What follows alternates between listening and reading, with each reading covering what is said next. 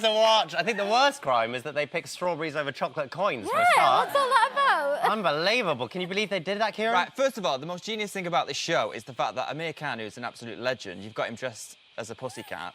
Then the fact that they do the thing and they decide to do this, to me, it's like growing up with your brother or a friend and they're like, let's do something naughty.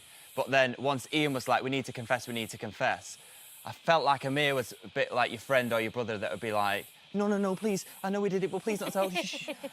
So I thought it was genius, it's brilliant. And like the guy said before, I'm quite surprised that it's never happened before. And I was saying the other day, it'd be great to have a contestant that's trying to wind things up and stir it up a little bit.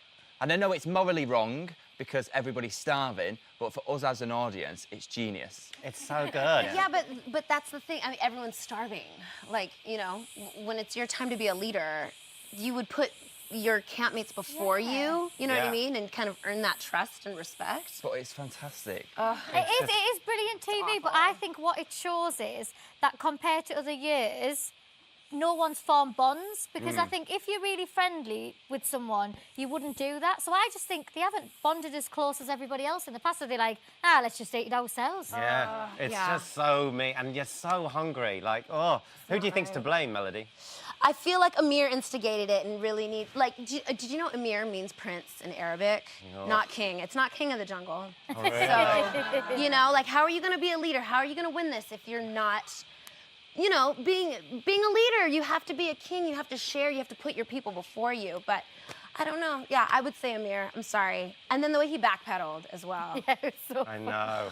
But it's genius. Even like when he was doing the actual main trial himself and he's dressed as the cat and he's touching the thing and he's screaming, it's just the fact that that's Amir Khan that's doing that. It's incredible. Unbelievable. Well, guys, we had, earlier on in the app, we had a poll. Would you have eaten the strawberries? And the results are in, guys. Let's have a look what it is. We have 19% of you said, yes, they would have eaten the strawberries, and 81% of you said, yes, no, they would not that have makes me eaten so the strawberries. happy. Yes. The great British public have spoken. Good people. So, yeah, I mean, essentially, a lot of people disagree with them, Melody. Yeah, I think it's lame. That's so lame. We should all be a good person and, like, morally, like I said. When you're in there, hilarious honestly, to watch on television. I would have cried. If I was in there and you came back and went, we made the strawberries, I'd be crying. I'm like, why have you done this to me, Joel? Oh, it's just, and every little thing means so much. Like, a grain of rice means everything. Absolutely. So, like, and if they would have eaten those strawberries, they would have been full. Like, there's too many. And Like, there's all kinds of vitamin C in there.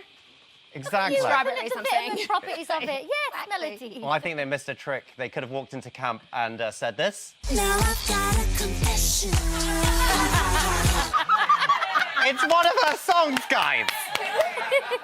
So exciting. When I grow up, that's right. When you grow up, you'll be the king of the jungle. Don't when you you're not, wish you hadn't have done it? I know, it's so wrong. Why do you think they confessed, Melody? Like, why do you think they could have kept it to themselves? But they... Well, see, that's the thing. How can we trust them, really? We know that all of Britain is watching, right? Yeah. So it's like, would you have done it?